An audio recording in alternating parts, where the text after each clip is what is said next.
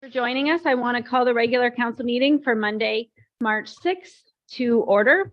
We have two council members, Councillor Joe Guerin and Councillor McGuire Blaze, away at a conference, and our deputy mayor tonight is away at a family funeral.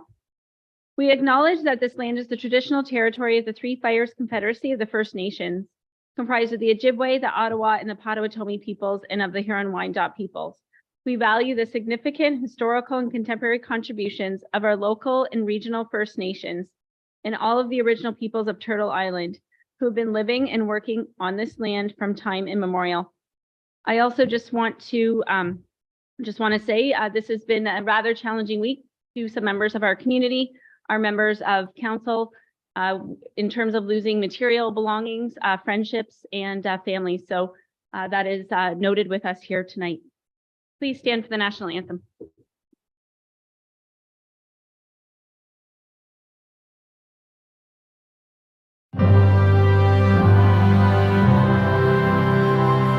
Oh, Canada, our home and native land, true patriot love in all of us command. Car ton bras s'est porté l'épée, il s'est porté la croix. Ton histoire est une épopée des plus brillants exploits. God keep our land glorious and free.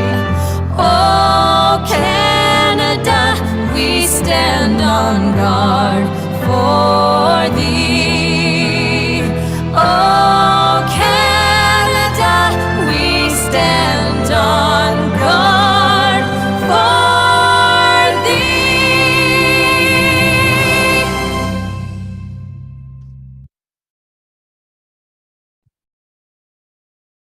We will go to our deputy clerk, Ms. Brown, for the closed meeting reports of March 2nd and March 6th. Thank you, Madam Mayor. I can report that council met in closed session on March 2nd at 4:30 p.m.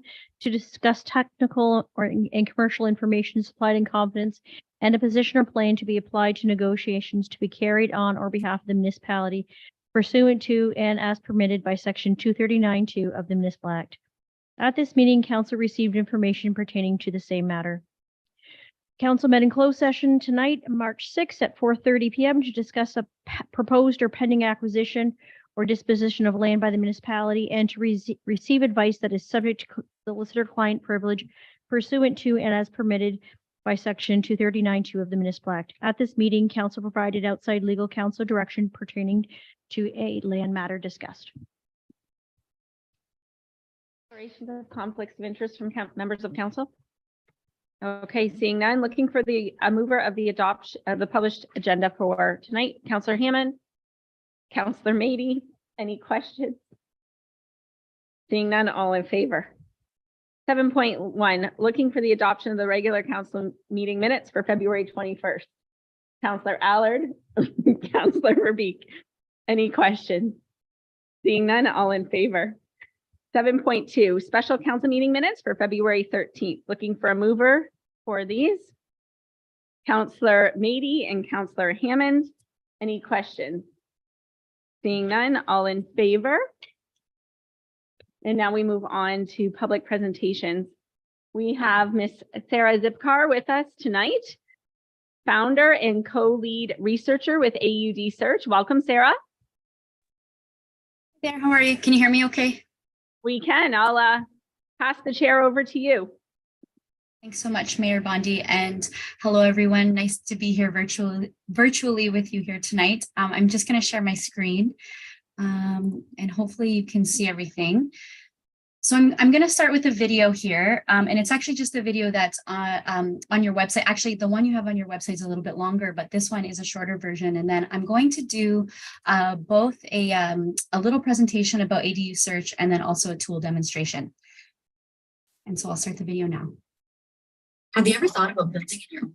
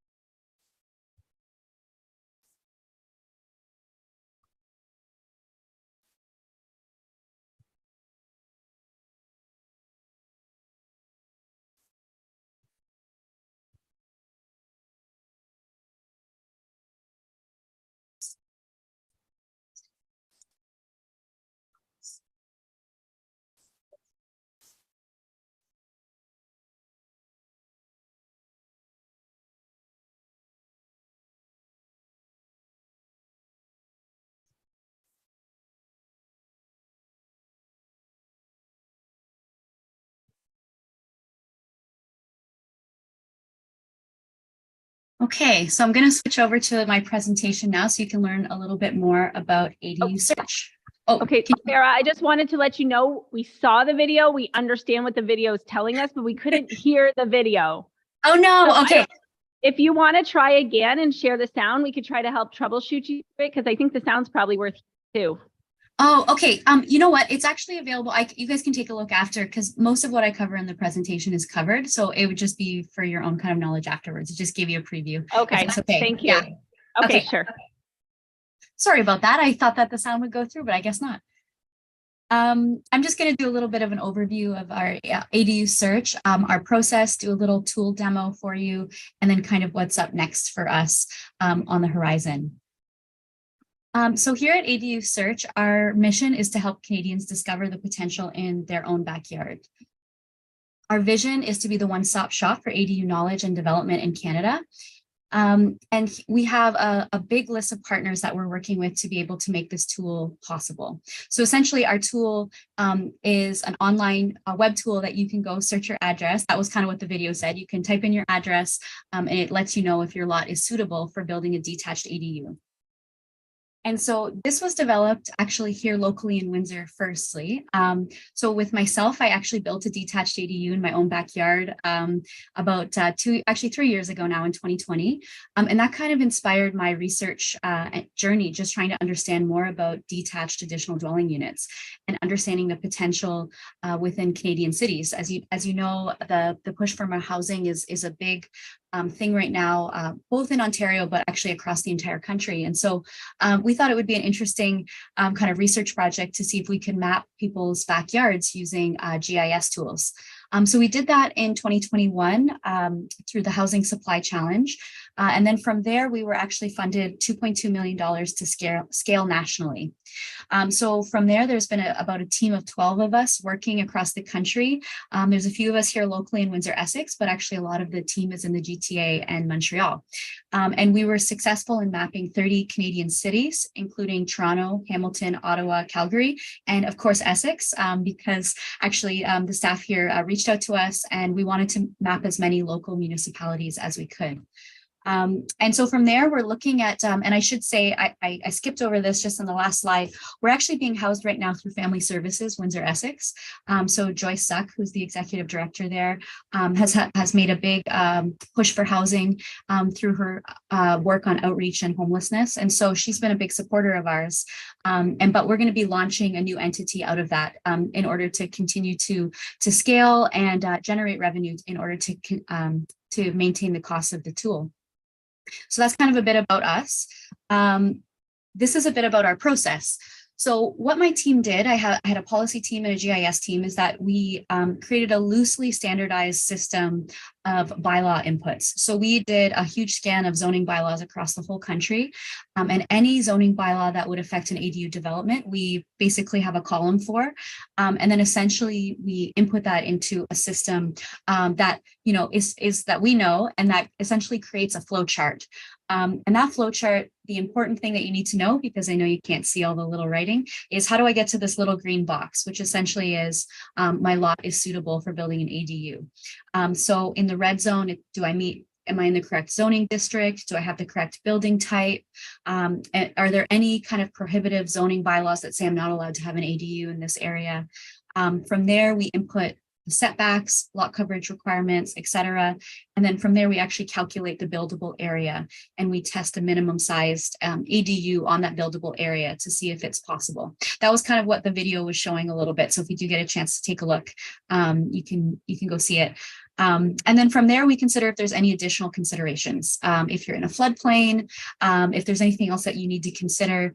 And so basically, we try to, anything from a zoning bylaw perspective that our GIS team felt that they could basically account for in the model, we did so. So it doesn't take into account things more so on the building code side of things, as our tool is, doesn't have the functionality to do that, but anything to do with specifically zoning bylaws and being able to map them essentially on all of the residential lots. So this is what you'll see on the front end of the tool. The lots will be different colors. Red meaning the lot doesn't meet the zoning or building type requirements. And there's a rationale actually in the sidebar, so it points to the reason. The yellow, it does meet zoning and building requirements, but it might not have enough space. It might not have the lot coverage, or the buildable area might be too small. From there, there's the light green, which is potentially suitable. Again, that might be something that just requires additional considerations like floodplain sensitivity. That's a big one in this area.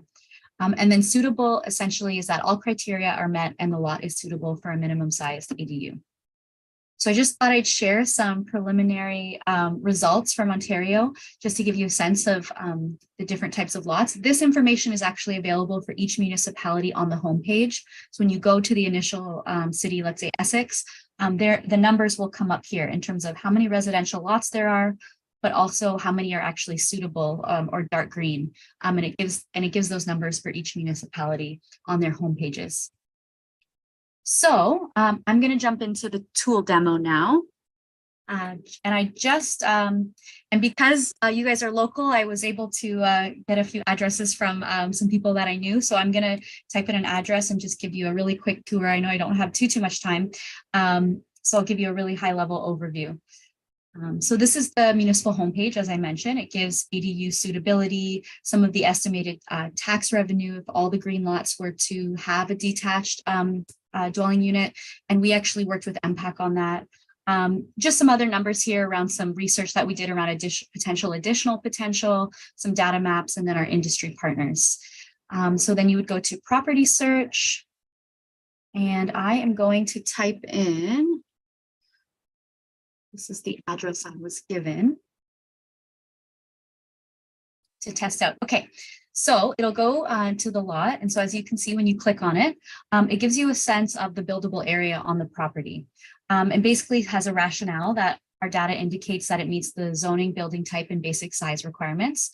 And then also there is the lot information there as well. So basically anything to do with the lot area, if there's an existing secondary building, and basically the minimum and maximum size for ADUs that you could have here. From there, there's some parking inputs. And I realize it might be a little bit small for you, so you might not be able to see anything, but you're welcome to kind of take a peek around. And then there's also additional considerations and next steps. So that essentially directs the user to the town of Essex. So in this case, the second link here would go directly to the second dwelling units website here. So if I go back to the tool demo there, so if I zoom out a little bit, and I click on a lot that is yellow, just to give you a different sense here. It says our calculations indicate this lot's buildable area is too small to accommodate a minimum size ADU. So it just gives you a sense that you wouldn't be able to do that, which makes sense from when you look at the lot. And then if you go here on a red lot, it says the main dwelling unit is not the correct building type and does not allow for ADUs at this time. So again, it just highlights for the user what that building is, and that it's probably not suitable for an ADU at this time. And we worked directly with MPAC on that to get the lot codes so that we were able to see if that lot is basically fits into that building type directly from them. Okay, so that's a really high level overview. I don't have time to get too much more into it. And basically, I'll just give you a sense of what we're headed, what we're doing in the next little bit. So we've launched in February. We've been looking for continued municipal partnerships and industry sponsorships, and we're looking at adding more cities to the tool. And as I mentioned, we're going to be transitioning to a new entity out of Family Services, Windsor Essex. So ADU search will stay the same, but we're looking at doing so in the next few months. So yeah, that's it for me on my end. I know I only have 10 minutes, so I will wrap it up and ask if there's any questions or anything I can answer of council. That was really neat. I actually pulled up the website right now and I started searching my neighborhood. So you knock on my neighbor's doors. I'm going to put my son in my backyard. I'm Director Chadwick. Thank you, Mayor Bondi, and thank you, Sarah, for joining us this evening. We do also have Rita Jabbour, who's joined us this evening. I just want to point out that the town of Essex is quite progressive in these regulations and has been working with ADU search for essentially almost a year or so on incorporating GIS shape files, as well as incorporating our zoning bylaw regulations that council has approved.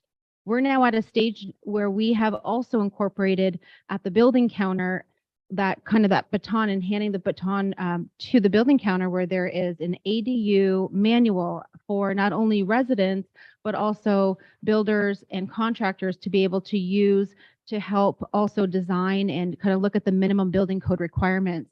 So we keep building upon the work that we've done and the work that Essex has done to be open for additional dwelling units. We now are, in this world of Bill 23, it's no longer just a second dwelling unit, but also could potentially be a third in a basement. So there's a lot of things that we need to look at. Our building staff has also been fully trained on this, so we can also work with residents. Our planning staff has been trained on this module, so we can even sit down with residents and view in real time the possibilities in your backyard. Thank you. Chadwick, for that, I would agree that our staff have been really progressive on this file. Any comments from members of council? Councillor Allard. Two questions, actually. The one, I did try to read the small print, and it said in there that a trailer home cannot be used as a second dwelling. Is that true? Yeah, any of the additional considerations that show up on that sidebar there were vetted through the town of Essex and their zoning bylaws. So anything that we were there, it was either our team that flagged it or it was through the town of Essex. So if that was there, then likely, yes, it would come right from the zoning bylaw.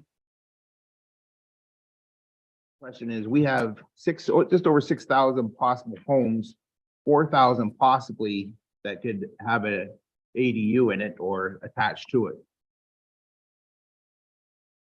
I didn't hear that first part. I'm sorry there. Through the list there, you have 6,000 homes and nearly 4,000 potential ADUs, either attached to the home or in the backyard or inside the home. Is that true? Yep, that's correct. So, and I did want to make one note of something to do with Essex. And actually, this was true for several other smaller municipalities, actually not always smaller, but we made the decision to exclude some of the rural residential zoning districts. And we made that decision across the board. So there actually are some lots that are not accounted for in the tool. So I did have one resident from Essex actually reach out to me who I know from another, just another thing. And he said that his lot didn't come up, and I checked and it was because it was in that rural residential. I did want to make note of that publicly, just to say that, so right now we've mapped 6,000 of the residential lots. The rural residential zoning district was a bit complicated to calculate buildable area, and it kind of threw off our model. So you're correct. What we're at minimum, you have around 3,100 residential lots that are suitable for detached, but there's probably more in there in terms of the rural residential designation where there could be more detached ADUs. They're just not accounted for in our tool. So that's what's good about having a partnership with the staff here. They've been really excellent to work with, and they also have, they're the boots on the ground who are interacting with residents, and so they can inform them if something doesn't come up, then those residents can reach out directly to get more information as well. I do have a question maybe for our admin team. Are we going to have, what's the next steps for Essex? Are we going to have a link to our website, do a media release, more media on this, that we have this now? And are we going to feature it on our page as well? Thank you, Mayor Bondi. We have already shared quite a bit of communication surrounding this initiative in our partnership with ADU Search. We're now in the process, as mentioned, where we have certain handouts, certain documents available at the building counter and the planning counter. We would be happy to continue to work with our communications manager to keep getting the word out. But I think it is a lot of even chatting with your constituents, chatting with neighbors and sharing this as well. This is an easy sell for us because it makes our job easier at development services. And I think with our residents, if they even knew how easy it really is to consider an ADU on some properties that they may own in our municipality, the more word around this, the better. And we'll continue to educate and to inform. If there is nothing further, I'm looking for a motion that the presentation by Sarah Sikar and co-lead researcher with ADU Search be received for information. Councillor Allard, supported by Councillor Hammond. Any questions? Seeing none, all in favor. Thank you, Sarah, for coming. Thanks so much for having me. Love to see you again. There's no unfinished business. We're going to reports from administration. Here we'll go to our CAO for a verbal report on the February ice storm. Thank you, Mayor Bondi. So council tonight, I'd like to provide you with a high-level update of the recent ice storm that occurred on Wednesday, February 22nd, and how it was handled by the town, some challenges that we did experience. So as we all know, on February 22nd, Public Works and Park staff were out during the day salting roads, parking lots, and sidewalks in preparation for the ice storm later in the day. Most town residents lost power between 7 p.m. and 9 p.m. on Wednesday night, and this is approximately when the storm started to create safety issues. Wednesday night and going into Thursday morning, Public Works received numerous calls that tree branches were down and blocking roads are fallen on hydro lines. Fire dispatch was overwhelmed with calls on Wednesday night from the public, and all 3 Essex fire stations were dispatched throughout the night to numerous locations to assist in barricading roads due to branches or hydro line issues. The Harrow Water Treatment Plant around 4 p.m. was also unable to communicate with the water tower transmitter due to the freezing rain. Staff were immediately dispatched to monitor the system to ensure the system was not compromised, and pressure at the plant was restored around 5:30 p.m. The water division at 7 a.m. on Thursday were also notified of 2 water main breaks, and staff were dispatched and had both repaired by 2 p.m. on Thursday. With power out throughout most of the municipality on Thursday morning, I had staff confirm by 7 a.m. what town facilities had power. The only two facilities that have power were the Essex Center Sports Complex and the Maydale Community Center. Contacted the mayor to recommend we close all town facilities that due to no power and use the Essex Center Sports Complex as a warming center. The town's manager of communications put out a news release to update the public on the closures and the warming center.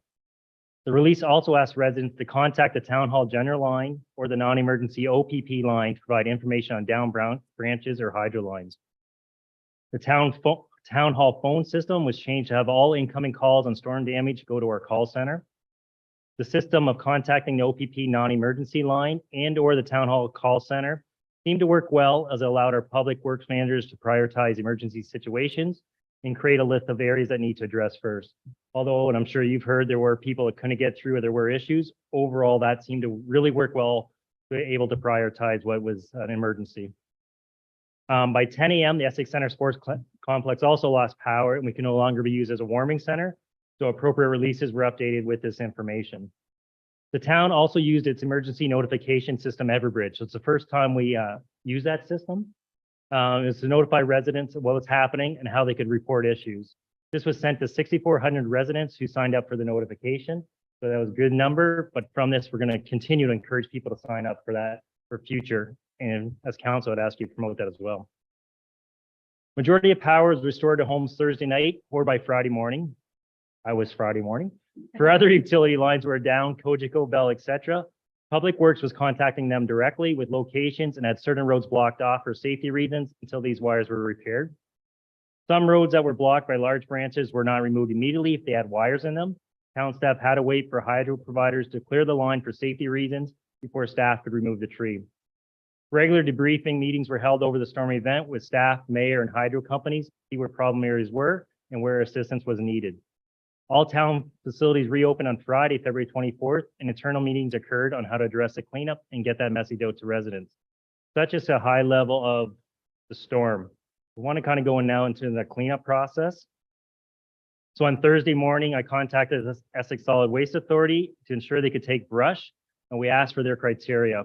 This was then promoted immediately to all our residents so they could drop their brush off to the Solid Waste Authority, the landfill, one of the 3 landfills with their size restrictions free of charge during their operating hours.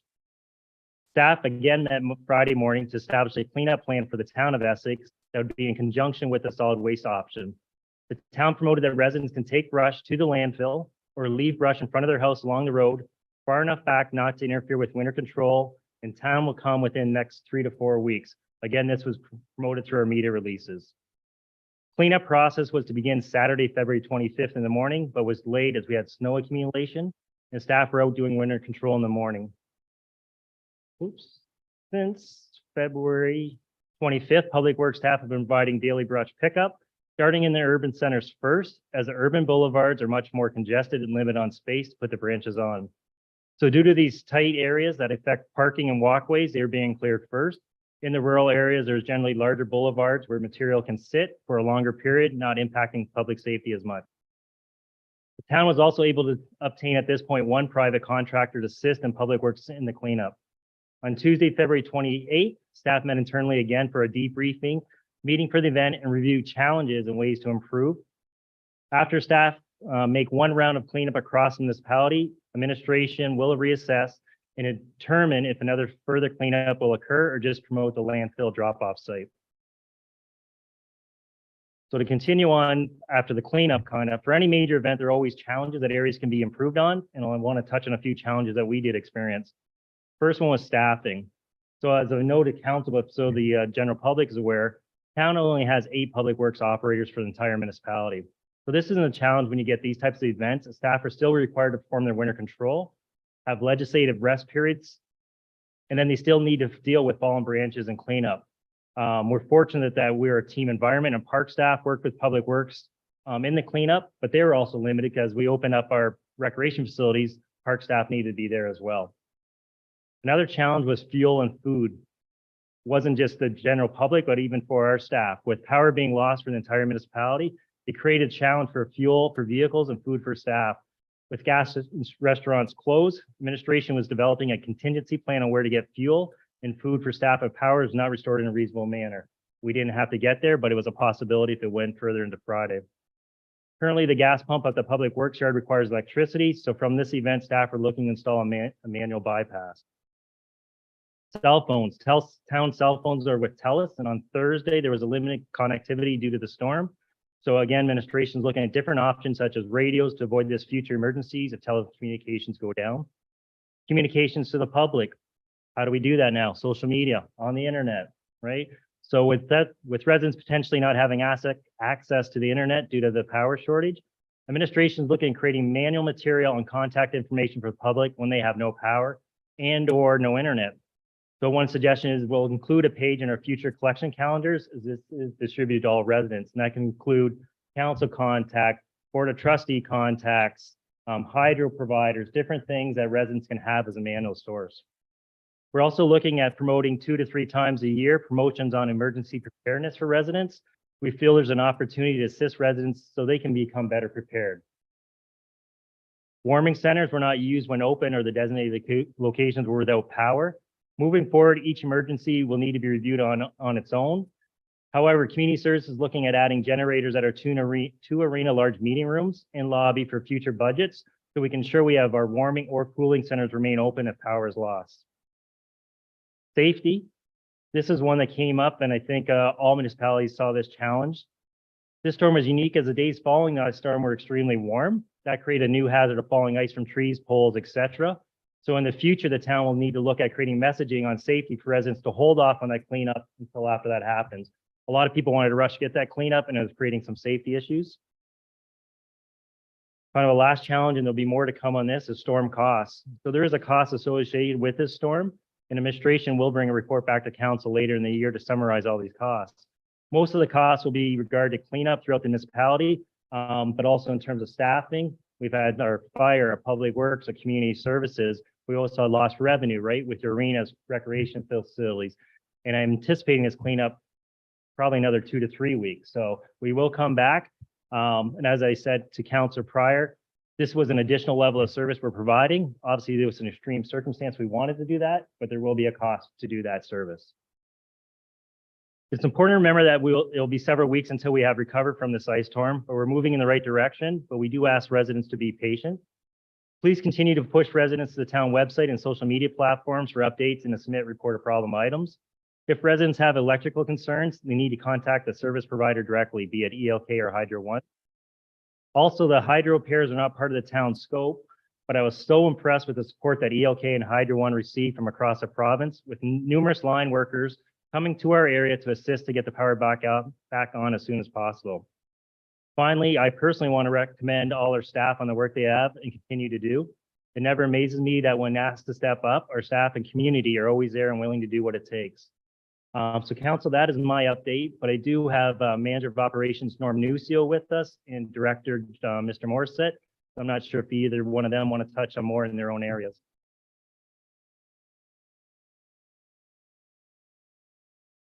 I'm not sure if Mr. Nucio wants to say anything.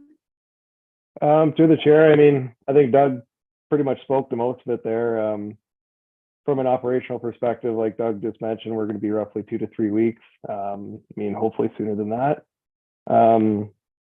The biggest thing is, like he had mentioned too, we're focusing on the urban centers right now, so we can deal with more of the public safety issues that we see in the congested areas, and then moving to the rural area, because I know a lot of people or a lot of staff and a lot of counselors are getting calls about, you know, I haven't got my stuff picked up. When are you guys going to be here? It's not fair that you're doing the urban areas first. But from the operational perspective, we don't look at it at who gets picked up first. We just look at public safety, and that's kind of how we're dealing with those challenges right now. So there will be some other cleanup, not within the centers, that we have to do with all the brush we are picking up, because we are accumulating quite a large pile of, you know, branches and stuff at our operations yard, but that'll be dealt with outside, that nobody will really have to see. So that's some of the cleanup we'll have to do after we do the initial cleanup. So I don't really have anything else to add unless there's any questions from council. Verbeek? Your big pile of brush that you're accumulating in the yard, is that to be chipped or burned? So through the chair, after, like I was just saying, after the initial cleanup is done, we're going to start hauling that stuff to the landfill. There's far too much material in our operations yard right now to burn, as I think we're going to receive a lot of phone calls and complaints over that. And there wouldn't be any point in doing that. The best way to dispose of it is to bring it to the landfill.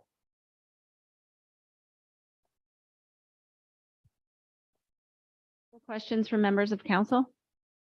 Oh, sorry, Director Morrisou. Everybody, so just a couple of things from community services end, municipally owned, just in addition to what CAO Sweet has said, because he nailed pretty much all of it. But there are municipally owned trees on roadways, so our town's arborist is working with Public Works and Operations team to evaluate those as well, to make sure that there's no risk to the public. But again, there are a lot of trees, so that is going to take some time, but they'll be out there over the next little while. As well, the fire team, just a little update on some of the numbers that they had. They had over 60 different locations that they attended throughout the 32-hour span. So they were very overwhelmed with calls that evening, and as was dispatch. So as a note to everyone, Windsor Essex County uses Windsor Dispatch for dispatching the calls, and dispatch received over 1,000 calls that evening and the next day regarding emergency situations. So their team was very overwhelmed with everything. They did bring in extra resources to help out, but they're kind of the behind the scenes that doesn't really get recognition for the stuff that they do. So the town of Essex would like to thank them for everything that they did that evening. That they put a lot of effort into that. So that's everything that I have. I will just add one thing, if that's okay. Sure. Sorry, through the chair, I know Doug had mentioned this already, but it is free to the residents, as he mentioned in his report, to bring their waste to the landfill, which would be much helpful. I know not everybody can, but if there is anybody that is able to, that would help operations and our budget gratefully. If people don't have to wait for us to pick it up and they could bring it to the landfill.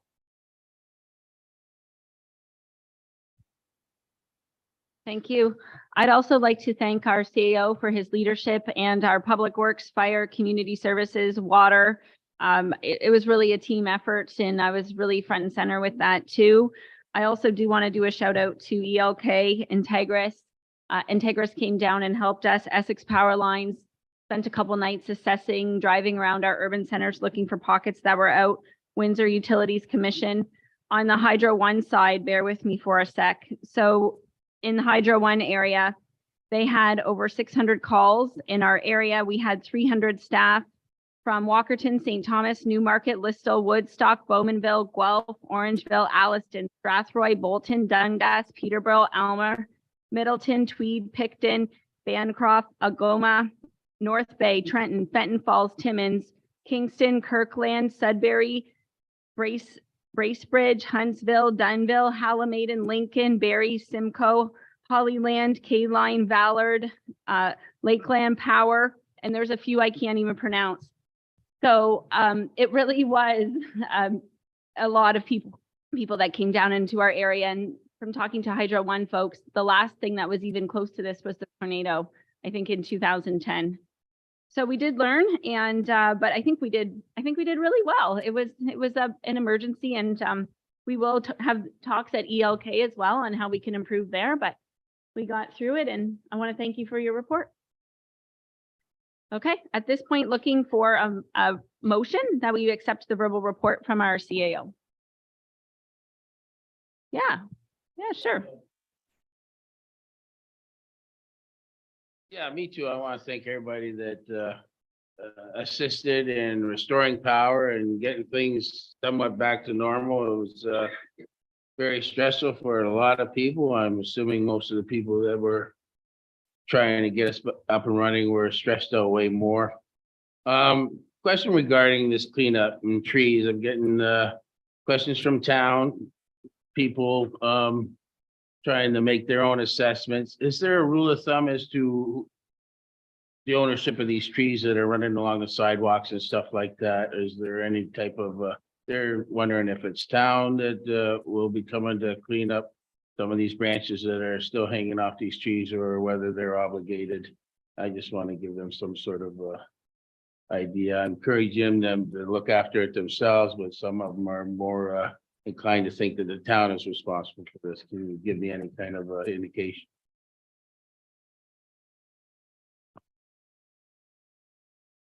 So I can speak to that.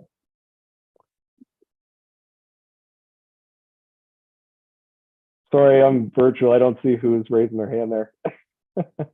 So through the chair, I mean, it'll be an assessment we'll have to do after we do our initial cleanup. I mean, obviously, any of the private trees that are not owned by the town will not be taken care of by the town in terms of taking down the broken branches or hanging limbs.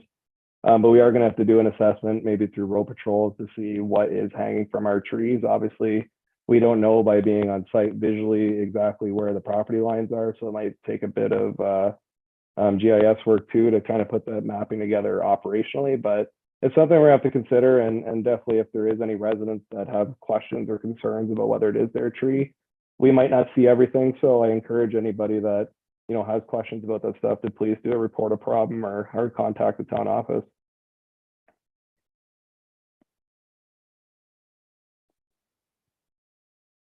CAO Suite. Just to add to what Mr. Nucio said, I think it's very important for council and the public to Councillor Hammond's question. If there's questions, if it's a town that, please submit it to report a problem. So it puts it in our queue and then we can investigate it and then you get back. Again, I would ask to be patient. They may not get an answer in this case in a week or 2 weeks, but at least it's in the queue so we can do a follow-up on it. Councillor, we'll go to Councillor Mady, then Councillor Hammond again.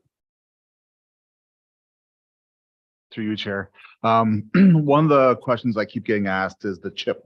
When we chip the wood, the branches, is that going right to a landfill or are we stockpiling that someplace for future use?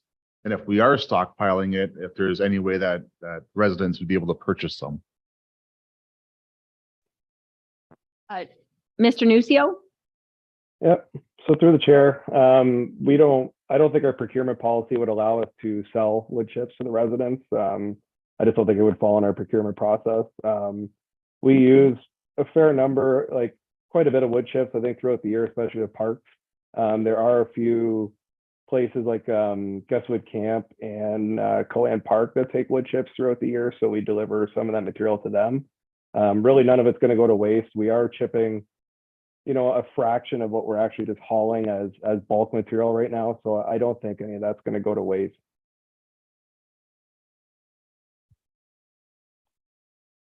Councillor Mady has follow-up. And then, I guess more of a comment. I think this town did a great job. It was wonderful. I think we're continuing to do a great job with the cleanup and everything. Just the point about the generators. And maybe emergency communication. It would be really nice if not only do we have generators at both arenas to allow for warming rooms there, but that we did get that video equipment that we could have the communication back and forth between those two centers too, so that it might be easier for our staff on the southern end to keep up with what's going on the northern end.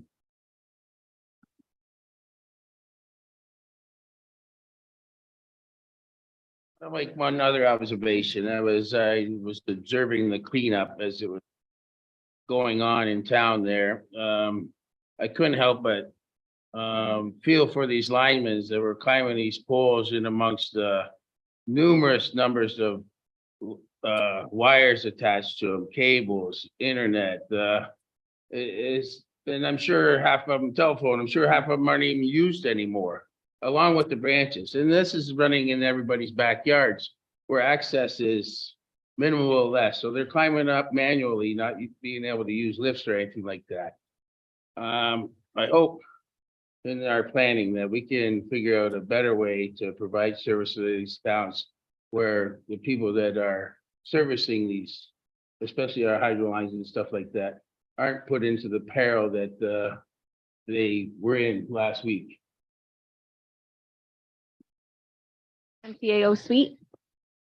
I agree with you, Councillor Hammond. And I know, especially Director of Infrastructure will come back with some projects with the utilities underground. That's where we'd like to go. What we saw with Essex Streetscape, there is a cost to that as well. Thank you. Any further questions from council? Okay, looking for a motion to receive the verbal report. Councillor Allard and Councillor Hammond. Any questions to the motion? Seeing none, all in favor? Okay, 10.2, Fire and Rescue Services, our 2022 annual report. And I see that Chief Arnell is here and Deputy Chief Pilon. So welcome. Thank you, Mayor Bondi. Through the chair, it was my pleasure to provide you with our 2022 statistical report outlining our activities for 2022. As you read, it was a busy year. It was a good year. We did 328 calls in 2022. 38 of those were fires, which is 12% of what we do. 15 of those were no loss fires, 23, there was a dollar loss to them, and 9 of those were vehicle fires. Call volume was up in Station 3's area. They did 48 additional calls from what they did in 2021. And there's no real one specific call type that alluded to why that went up. It was spread out through all of our emergency responses. At the end of the day, it was just a very busy year for Station 3. In 2022, we had another great year providing training for our staff. We provided training to our firefighters, our officers, and our district chiefs. NFPA mandatory training for those staff, pump ops training, fire instructor training, incident command training, lots of training for our staff. One key highlight of 2022 is normally we train every year to the Southwest Base Hospital Medical Program. We went over and above that this year and certified all our firefighters to standard first aid and CPR. And to my knowledge, we're the only fire department in Essex County that has all their staff trained to that. Now that the pandemic kind of wind down, I like to say it's done, but hopefully we're there.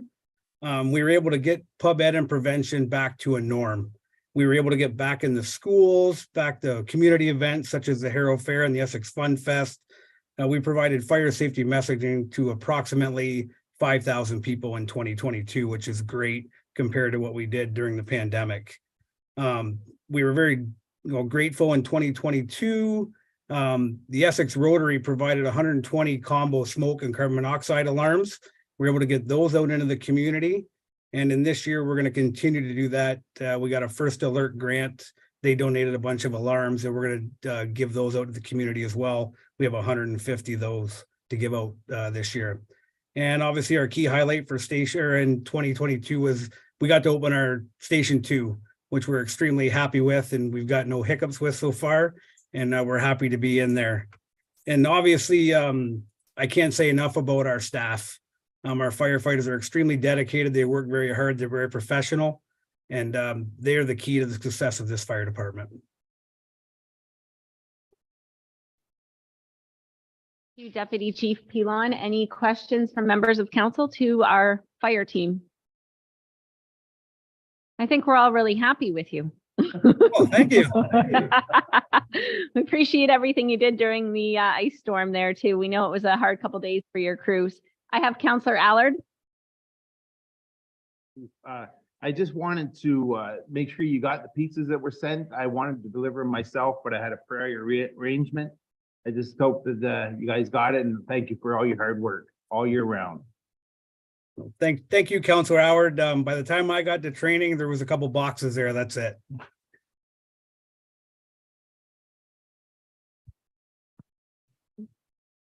Seeing no further questions, if there's no further questions, looking for a motion to receive the 2022 fire report.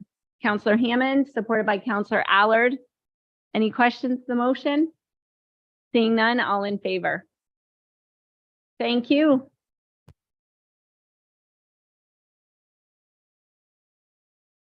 Mic off.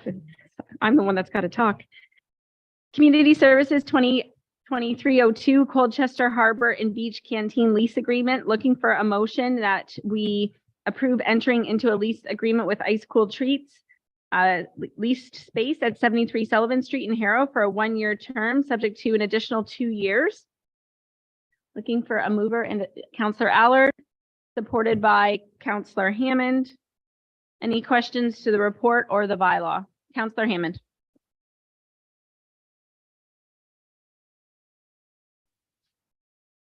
Mayor, just one concern I have,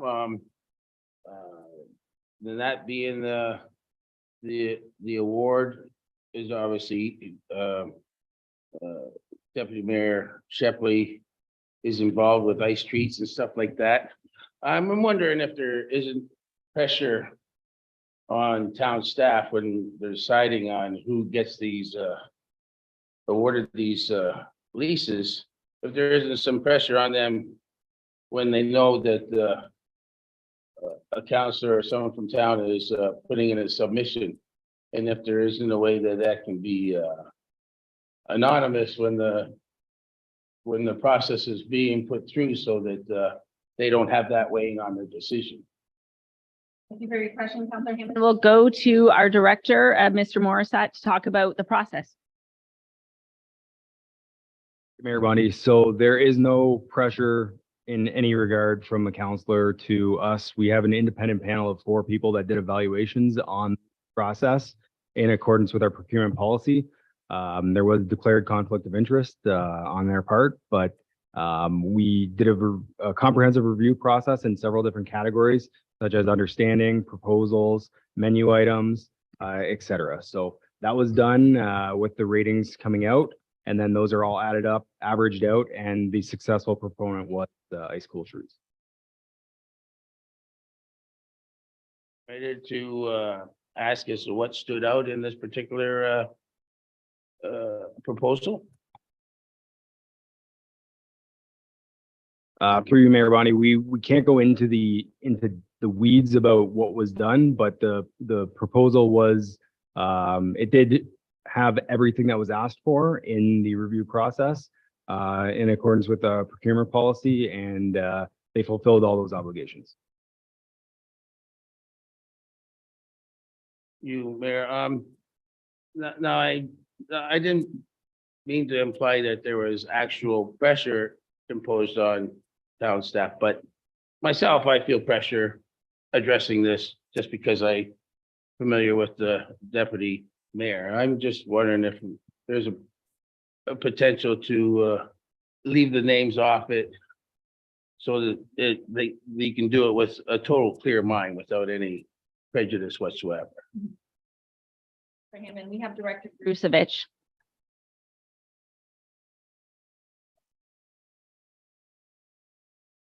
Thank you. Through the chair, just to elaborate a little bit more on the procurement scoring method. So it is a blind scoring approach. So what happens is each candidate that's on the panel sends their score. They're not in a room together scoring. They also do not score on the financial component. So that is purely done through the procurement analyst. So it is a completely independent review at the end of the day. Okay, Councilor Verbeek. Well, I'm glad to hear about, how the scoring is done individually and separately. But I believe what Counselor Hammond is getting to is that, so the 4 members of staff that are receiving these, they all know who owns Ice Cool Treats, right? And I'm just saying, like, his question to, I think I heard it twice, was, is there a way this can in the future be done without like identifying who the submissions are from, just to make it easier on staff? And then when it comes to council, maybe perhaps. Also, was there a lot of interest in this in this, Stan? Were there like how many submissions did we receive? Mr. Morissette.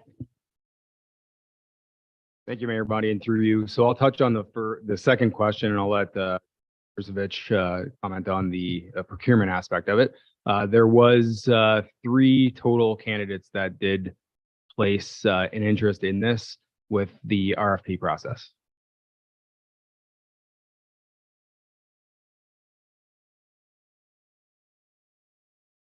Through the chair. So part of the scoring comes back to background references. By taking out the name of a vendor, it would be hard for a panel to score appropriately. So there is a declaration of conflict of interest that goes through the procurement manager that we have at the town.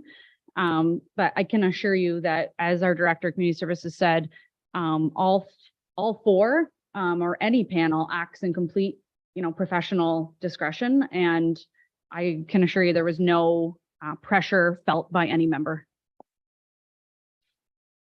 Clarifying that, Director, Councilor Verbeek. I didn't want to insinuate that there was, and I don't want it to seem as though I don't fully support the recommendation either. I just felt like I understand why Councillor Hammond was asking that question, because if I had to be looking at, like, if I was part of that procurement process, I would have felt a little uncomfortable. Allard. Chair, is the building ready for rental, or is there something the town needs to do, or that the owner?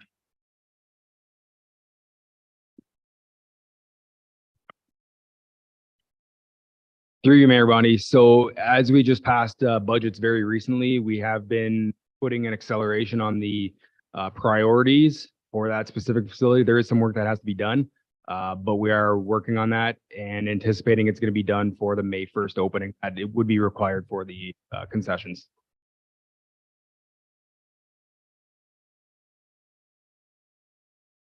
Chair. I think our procurement team is rock solid. I think when Jackson, Mr. Hanglin's in here to give us the demonstration, I've got nothing but faith that our team was diligent.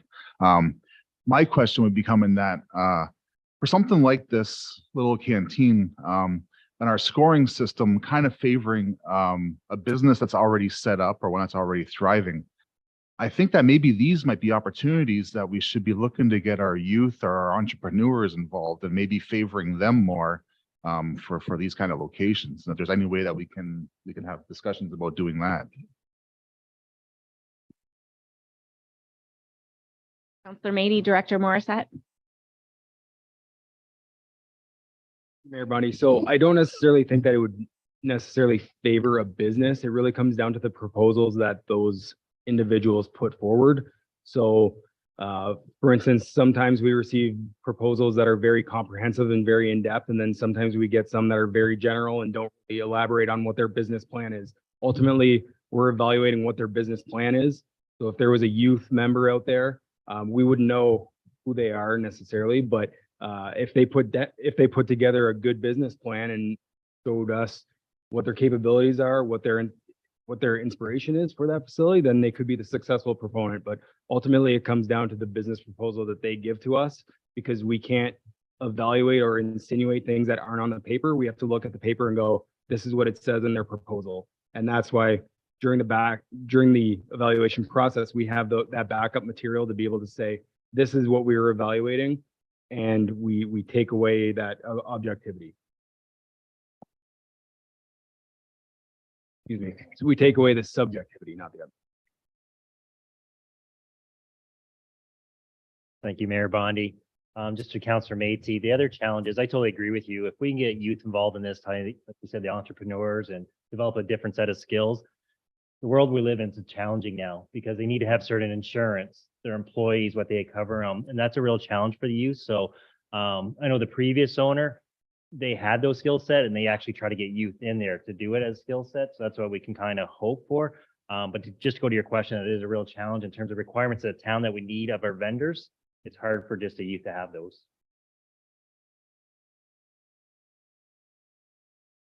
Other questions or comments from council? I think that was a little bit uncomfortable, but healthy conversation. It gives us the tools now to defend administration's decision because it's always, it's something we're going to be asked for sure. So healthy questions. So we do have a mover and a seconder, right? Okay, all in favor? Carried unanimously. My Main Street Accelerator Program, our economic development manager is here. Welcome. Through you, Ms. Mayor, I just wanted to give a brief overview of the My Main Street Local Business Accelerator Program. Over the past year, actually, let me go into some detail about where we started. So in February, we had a Main Street ambassador start with the town of Essex through federal funding. The federal government approved $26.5 million of funding to 65 approved project areas within Southern Ontario. And when I say Southern Ontario, I mean anything outside of Northern Ontario and the city of Toronto. So the town of Essex was successful in that application to hire a Main Street ambassador. Within our area, we're the only municipality that was successful. From here to Elgin County and Sarnia are the closest municipalities that were successful in this process. So with that funding, we received a total of $57,500 for a Main Street ambassador, an additional $100,000 to distribute to local businesses. With the My Main Street program came a dedicated Main Street ambassador, 12-month salary, money for equipment purchases, and that would support their work in the downtown, trying to work with businesses to help them apply for funding, identify opportunities and challenges for their business, provide them with training that was outlined by the Main Street program, as well as community market profiles for Essex Center and Harrow. This program was specific into our downtown areas in Essex Center and Harrow. So that secondary research helped us understand our trade area, how residents spend their money, their mobility, our customers' ability to consume media.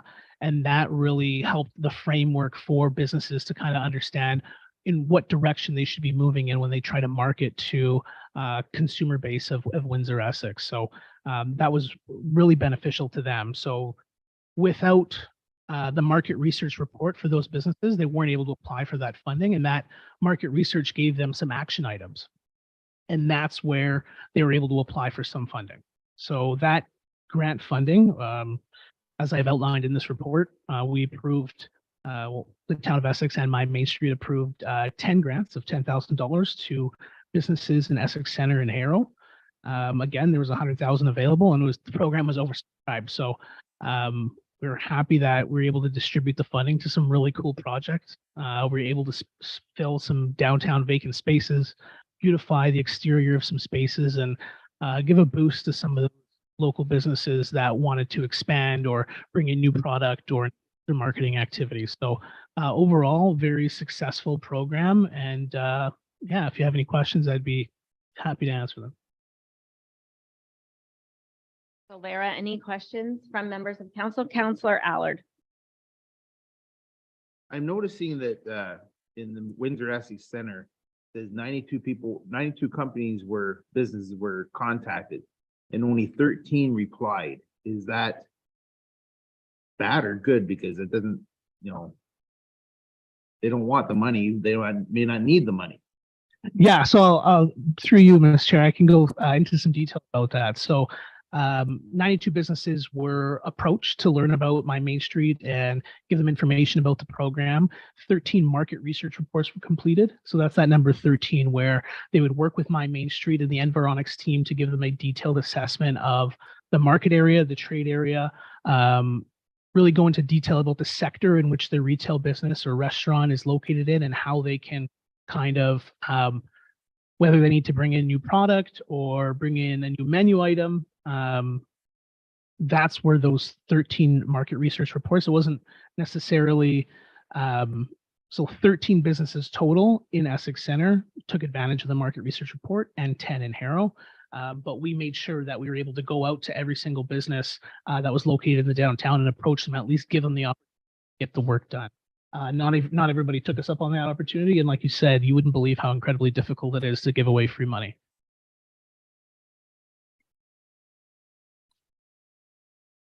Oh, oh. I want to thank you for your work on this, and I'm sure that small businesses, both of our cores, appreciate you continuing to support them. It's been a hard couple of years for them, so I appreciate all the. And there's a vast variety of businesses there, so it wasn't like it was just one genre. So thank you. Yeah, through you, just a follow up to that actually. The My Main Street program recognizes that 50% of that funding had to go to female entrepreneurs, entrepreneurs and minority group entrepreneurs who come from Indigenous backgrounds as well. So we tried to ensure that we were following by those guidelines, as well as following by trying to distribute the funding accordingly to our Main Street centers, right? We didn't want, 9 applications in Essex and only 1 in Harrow. We tried to split it evenly. So I think we did a pretty good job of that. So thank you. Looking for a motion that the economic development report be received. Councillor Verbeek, supported by Councillor Mady. Any further questions? Seeing none, all in favor? Carry unanimously. Fantastic work, thank you. 10.5, Finance and Business Services Tax Adjustment, Section 357.1, 358, 359. We will let Director Drusevich speak, and then we'll go for a motion for this. Thank you, through the chair. So under the Municipal Act, Section 357, 358, and 359 allows a municipality to do certain tax adjustments on a roll. Usually it's the decrease of a tax levy in a year, but it could also be an increase. So council a few years ago delegated this authority to myself, the treasurer of the corporation, with the stipulation that annually finance brings a report forward to all of council just for awareness in that year. So these adjustments could be due to things such as reclassification of a property type. Perhaps they were residential and they turned into a commercial building. They could also be due to demolition or perhaps a fire, so there's no longer a structure on the property anymore. And so the attached report is just a summary of the affected roll numbers and adjustments that I made within the year. And we also are required to adjust this for the school board and the county as well. Any questions? I'll be happy to take them. Any questions? Seeing none, looking for a motion that council approve the cancellation, reduction, refund, or increase. Councillor Allard, supported by Councillor Hammond. Any questions? Any further questions? Being none, all in favor? Carried unanimously. County Council update. Our deputy mayor is away tonight, so we will skip that for now. Correspondence to be received. Looking for a motion that the correspondence in 13.1 all be received. Then if we want, we can pull items out after. Councillor Verbeek, supported by Councillor Mady. Okay, all in favor? That is carried unanimously. Any correspondence that council members want to pull out? Councillor Hammond.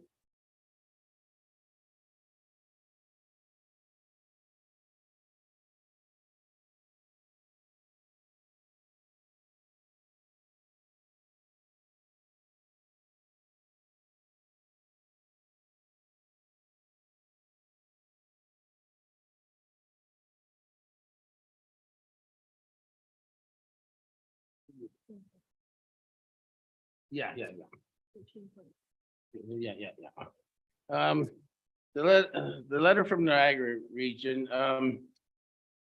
since we simulate ourselves so much to the Niagara on the lake and stuff like that, I think council should take special notice of their letter and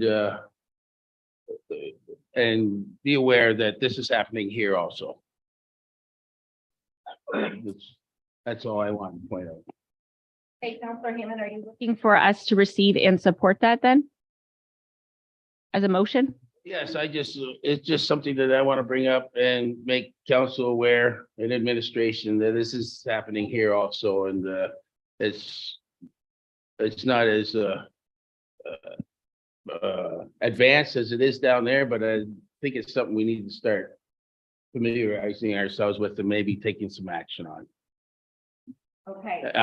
In order to do that, you can make a motion that we receive and also support it, and we would stand behind what they're saying and send that letter on to the municipalities that they've sent it on to. I would like to do that. Okay, that's moved by Councillor Hammond, seconded by Councillor Verbeek. Any questions to that particular motion? Okay, seeing none, all in favor? Carried unanimously. Thank you, Councillor Hammond. The Leamington, there's a Leamington hub, Leamington Homeless Hub now, and they just made a presentation to county on their stats. So it's pretty interesting. It concurs with some of the correspondence there. Any other correspondence that council members want to pull out? Councillor Verbeek? Madam Mayor, I just want to thank Councillor Hammond. I had that highlighted as one, but I'm just too tired to bring it out. So thanks for doing that. Okay, thank you. 13.2, correspondence to be received and supported. We'll go to arts culture. Oh, sorry. Councillor Mady. To you, Chair. I wanted to bring forward 13.1.2, the Ontario Clean Water Agency and their annual report for our drinking water system. I just wanted to point that their final inspection rating was 100%. So I just wanted to say good job to our guys again. Every chance we get to thank those guys, I think we should take it. And they showed us again, they're doing a great job. Thank you. Any further comments on the correspondence? Okay, we will go to 13.2.1, the Arts, Culture and Tourism Committee. We have a resignation from Jacob, so looking for a motion that we accept his resignation, and I believe this was due to conflicting schedules with work. Need a motion to accept to Councillor Allard, supported by Councillor Mady. Any questions? Seeing none, all in favor? Oh, sorry, Councillor Verbeek. Yeah, Mayor, I just want to give a shout out to Jacob. I was really happy to see when he got on the committee, and it would have been a real bonus for us if he could have stayed. His conflict that's drawing him away from us. Yahoo! Bravo, Jacob. I knew you'd end up doing something like this. Verbeek. So we will receive this with regret, and now we do have one vacancy on the Arts, Culture, Tourism Committee. So you can tell your constituents and friends and family. Okay, all in favor? That is carried. 13.2.2, Carolina Cider Co., the glass endorsement. This sounds pretty exciting. Looking for a motion that we direct administration to send a letter of support.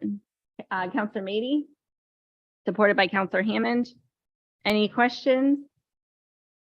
Councillor Mady.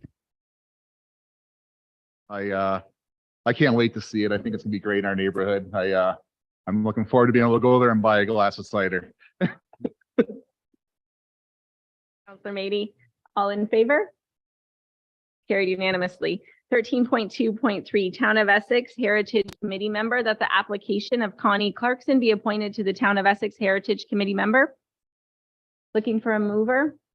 Councillor Allard, supported by Councillor Hammond. Any questions? Seeing none, all in favor? Carried unanimously. 13.2.4, Essex Accessibility Advisory Committee, that the application of Renee Knight be appointed to the Town of Essex Advisory Committee be received and supported. Councillor Verbeek, Councillor Allard. Any questions? Seeing none, all in favor? Okay, 14, committee meeting minutes. The committee meeting minutes listed in agenda item 14, along with any recommendations, be received and adopted and circulated. Looking for a mover here. Counselor Verbeek and Counselor Hammond. Any questions? Seeing none, all in favor? On to financial, section 284, the statement of remuneration and expenses for 2022. This is an annual, if you're new to council, this is an annual report that comes out each year that reflects the remuneration for all council members, committee members in the previous year. Looking for a motion to accept this. Counselor Mady, supported by Counselor Hammond. Any questions from members of council? Seeing none, all in favor? Okay, nothing under new business tonight, and we have a notice of motion. This notice of motion was created in conjunction with our director Drusevich based on discussions that we had during budget. And I will go to Mrs. Brown. For you, Madam Mayor. So the following notice of motion was presented February 6th and is being brought forward tonight for council's consideration, and we'd need a seconder. As moved by Mayor Bondi, that council direct administration to send a letter to all relevant taxation bodies, including the Ministry of Municipal Affairs and the Ministry of Finance, urging them to reinstate previous legislation per Municipal Act Section 388.2 that permitted a municipality to apply for and retain the surplus proceeds from a tax sale in their jurisdiction. And again, it would need a seconder.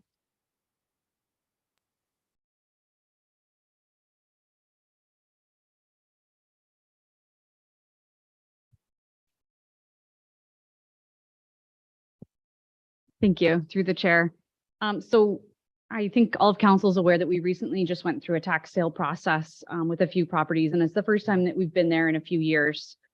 This process is very labor intensive and administratively burdening. The Municipal Act dictates a lot of notices that are required, and the public sale process is not an easy process. So we do have a consultant that we retained to assist us with this matter, but previously, the Act did allow for a municipality to apply for any surplus funds that were received if no interested parties came forward on that sale. And so the rationale for this was supported by the work that the municipality is required to do in regards to the sale, and also the fact that the property is physically located within the boundaries of the municipality. So legislation has since changed, and all proceeds in excess of the cancellation price, which is our overdue taxes for the municipality, are actually forwarded directly to the province. So a motion like this supports the rationale for administrative time recovery model, and the funds can be reinvested into the municipality in which they were earned. So any questions? I'd be happy to take them. From Counselor Mady. Chair. I love it. Can we bring this to AMO too? Can we bring this to AMO and have a delegate there too? And if we do, I would love to help with that.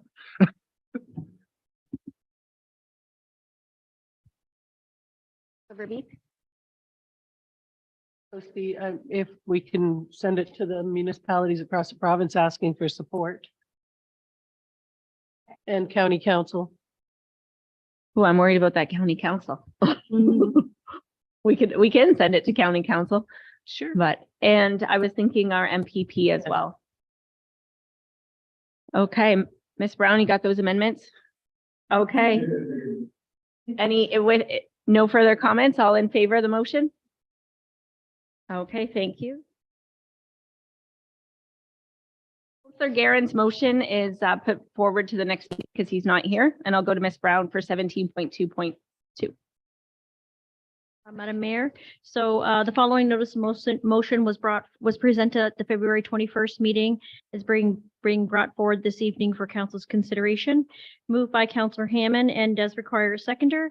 That council direct administration to send a letter to the Municipal Property Assessment Corporation, the Ministry of Municipal Affairs, and any other relevant bodies to investigate the tax classification of short-term rental units and consider taxing them as commercial as opposed to residential. For a seconder on that?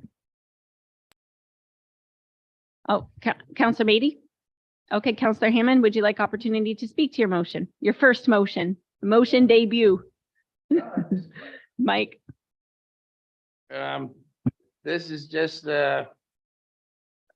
it's, just basically something that I think that we're entitled to and for the. And yeah, I don't think that, it's right that, these, rental units in residential areas are charged residential when they're earning an extra income and, inconveniencing their neighbors. I think there should be, compensation to the municipality for it, and, that's why I forwarded this motion. Thank you. Director Drusevich has a comment, and then we'll go to Councillor Verbeek. Thank you, through the chair. So this was brought up by Councillor Guerin as well, when the introduction of short-term rentals came to light, and then Councillor Hammond and I chatted as well. So currently, MPAC must follow specific regulation for the tax classification of these units. It's Regulation 282/98. And basically what it says is that a rental property is considered residential until it has 7 or more self-contained units. And then at that point, it becomes a commercial designated property. But as the motion recommends, the fact that they are conducting commercial businesses means that perhaps the parameters of the regulation should be relooked at. So I was speaking with our economic development manager, Nelson Silvera, and he raised the concept of a municipal accommodation tax that the city of Windsor has entertained. So I will be attending our local treasurers group within the next month, and it's a concept I'll bring forward. Typically, when we introduce tax policy, we like to do it across all lower tiers if we can. We don't always have to, but it's good to create consistencies. So it's something I can bring forward there as well. Councillor Verbeek. My comment was to request if Director Drusevich could comment.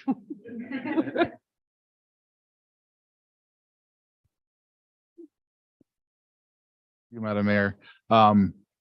Yeah, I like the idea. I like to hear what MPAC would have to say about it. The accommodation tax. I believe there's even one, if not two, of the providers on the internet that would be willing to collect that tax for the municipalities and give it back to them. So that'd be great to look into. And do we have to send a letter to the CRA too and see if they're see what they have to say about it?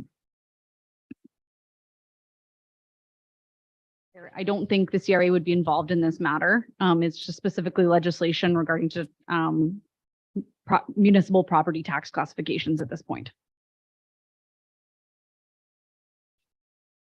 Thank you. Any further questions from members of council? Seeing none, all in favor of the motion? Carried unanimously. Congratulations, Councillor Hammond. Reports and announcements from council members. We'll start at Councillor Allard and we'll work our way that way. One thing I want to say tonight is happy birthday to my wife, Kelly.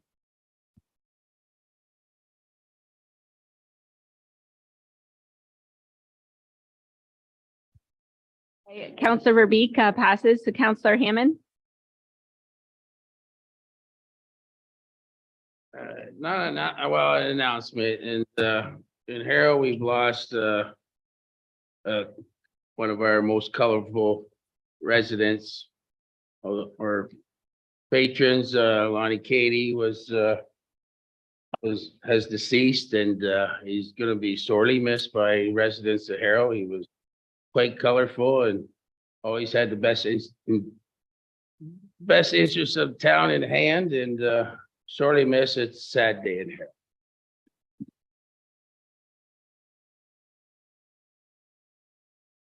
Harrow. Geez, birthdays and funerals, eh? We need a wedding. I just wanted to say that the first week on the Maple Festival was awesome. John R. Park Homestead and at Holiday Beach Conservation Area. You have a maple trail that runs from one to the other. We're lucky we have 2 more weekends left. So I would suggest on your first weekend, taking the County Road 20 Maple Trail from John R. Park Homestead to Holiday Beach. Then on your second weekend there, take the County Road 50 trail back from Holiday Beach to John R. Park Homestead. Thank you. Bylaws requiring a third and final reading. I go to you, Shelley, for this? No? Okay, being a bylaw to confirm the proceedings of the February 21st regular council meeting. Looking for a mover. Counselor Verbeek. Counselor Allard. Oh, okay, any questions? No, seeing none, all in favor. You get the look, that means you have to put up your hand. 19.1.2 bylaw 1966, being a bylaw to regulate, license and control animals within the municipal boundaries of the town of Essex. Counselor Mady, supported by Counselor Verbeek. Any questions? To the last one, right? Okay. Do you want to speak right now? Yeah. Okay. Yep. Before we vote, Ms. Brown is going to. I don't want to get the look. I just wanted to highlight, I just wanted to highlight a couple changes in these, since they're coming back for third and final reading.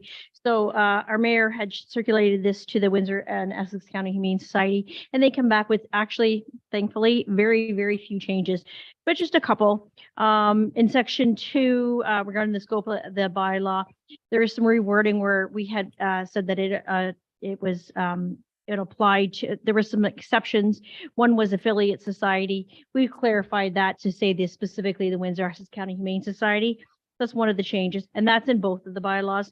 The only other one that we had changed was in the animal care and control bylaw. When we talked about abandoned animals or disposal of live animals, we under the definition of abandoned, we just added some clarification regarding our TNR program. That was it. I was really happy with the changes, so I just wanted to highlight that for council so that they were aware of that. Thank you. All in favor? Okay, bylaw 2221, being a bylaw to regulate and license dog kennels within the municipal boundaries. Need a mover? Counselor Mady, supported by Counselor Hammond. Any questions on this? Seeing none, all in favor? That is carried unanimously. Bylaws requiring a first, second, and third and final reading. Bylaw 2229, being a bylaw to confirm the proceedings of the March 6th regular council meeting. Be read a first and second time and provisionally adopted today, March 6th. Looking for a mover. Counselor Mady, supported by Counselor Hammond. Any questions? Seeing none, all in favor. Looking for a motion to adjourn. Counselor Verbeek, Counselor Allard. Any questions? Seeing none, all in favor. Thank you, council, and thank you, members of the public, for joining us tonight. Have a good evening.